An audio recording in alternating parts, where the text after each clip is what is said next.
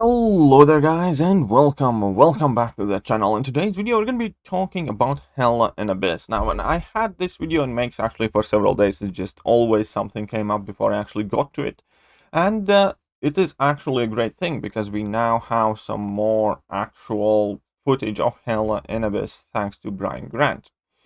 And quite a frequent question on my streams these days is if Odin remains unchanged and Hela functions as she does, is Hela now a legit Abyss of Legends option? And how good of an option she is for Abyss of Legends? And rather than trying to answer on kind of like what I think, what I feel, I typically like to break things down and analyze them like bit by bit, and therefore there is as a little room for interpretation as possible from myself, and also I find that type of arguments and conclusions harder to refute and overall more precise typically. So that is what we're going to do here in today's video. We're going to talk about how viable she is as an Abyss option. We're going to talk about how realistic it is to build a team around her and who you can bring in alongside path per path.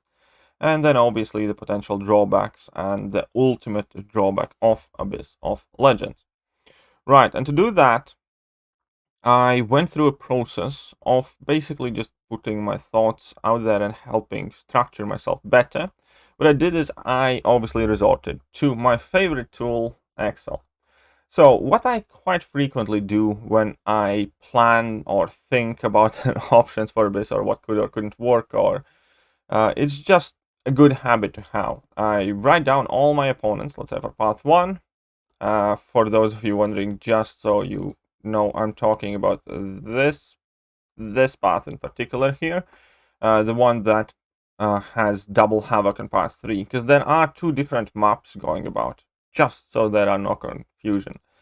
Right. So I listed out every single opponent. And this is also something that I definitely highly recommend every single one of you who are planning your own runs, just to make sure you have every fight covered and there are no surprises. Because that there can be one fight that you don't foresee, let's say the Hood on path 4 or something like that.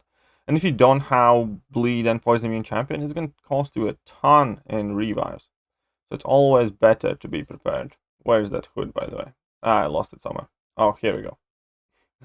Anyways, let's get back to path 1.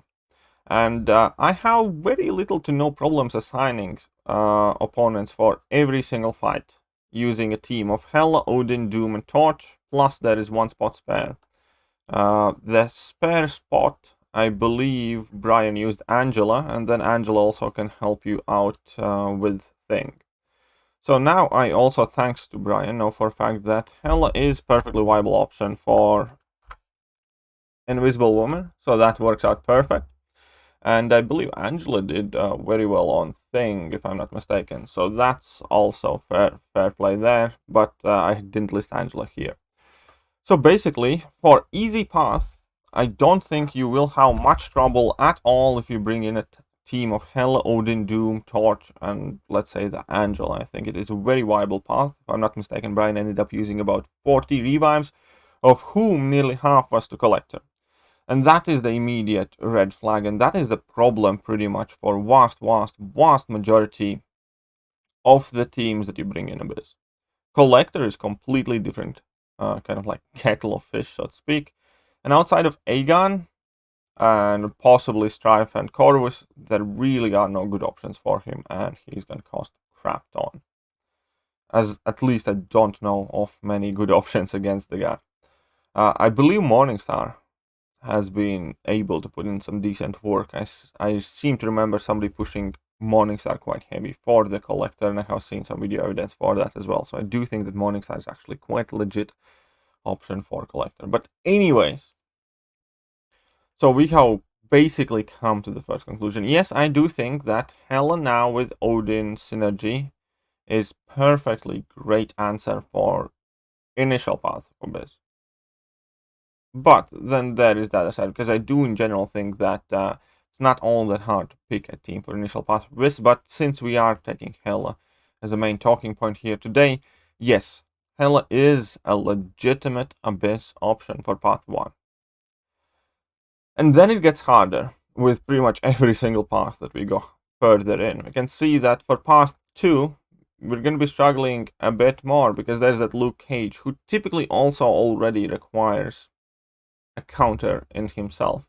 And also, you do need Nick Fury for more fights, like MODOK and Green Goblin and a few others.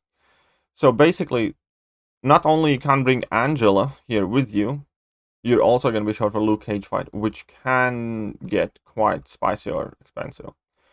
Maybe if you bring in Angela instead of Nick, it would be a better overall result, but then there is MODOK and Green Goblin to deal with. But yeah, ultimately, you can kind of squeeze past 2 as well. There are obviously a few more problem fights here, like LC Collector, and then depending how you build your team. But it's fairly feasible in Path 2. Now, Path 3, we already can see that the list of potential problems is going to grow because you need Hammer Counter, there is Red Skull to deal with, which I suspect Hela might be able to do. I'm not entirely sure. I'm also not entirely sure how the Karnak fight will go, and then the Collector. So, Path 3, I already would say that it's probably not a great idea to bring in teams centered around Hela, because there are more fights that you're gonna struggle countering. Path 4 is definitely a non-option, because there's Killmongers, which will be a complete revive sync, then there is Hood, who you could get around with if you bring in Angela, that's Awakened and High Sig, but then you wouldn't be able to bring in Nick for like MODOK and a whole bunch of other things, and there, as we can see, are more question marks than before.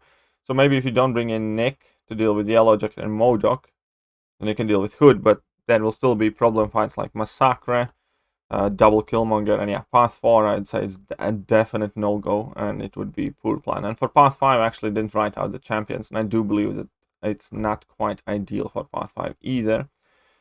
But overall, breaking down basically every single path in Abyss, I can definitely say, based on what I have seen so far, and based on what I could kind of predict how some fights would go and what would and would not be viable for certain things, I can definitely say that Hela is a legitimate Abyss option now. As a maxed out 5-star, she will get you through the first path of Abyss without much trouble.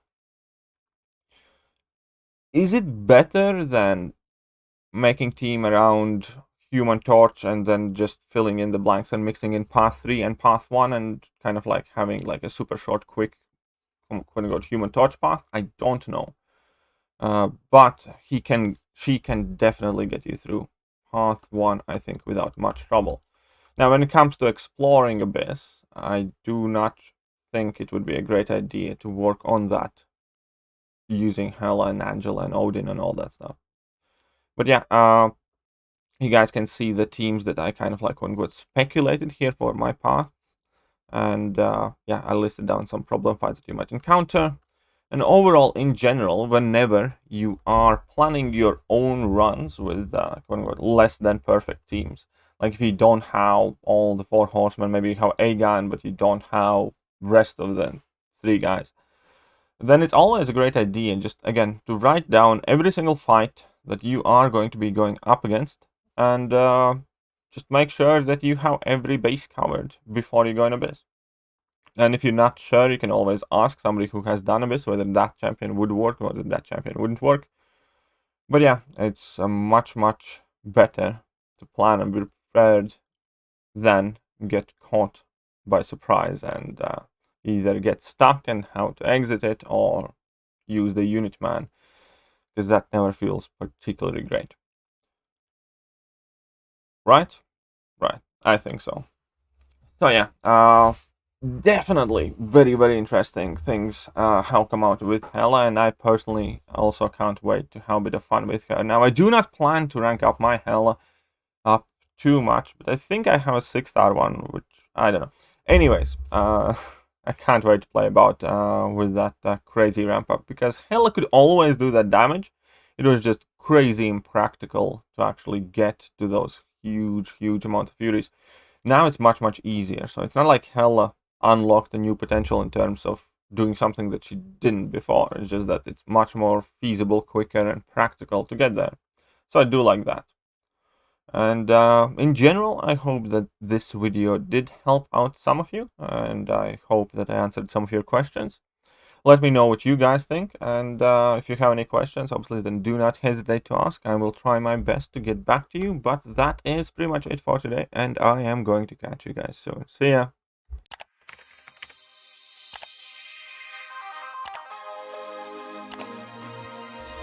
Hello there, guys, and welcome back to the channel. So we have all the information about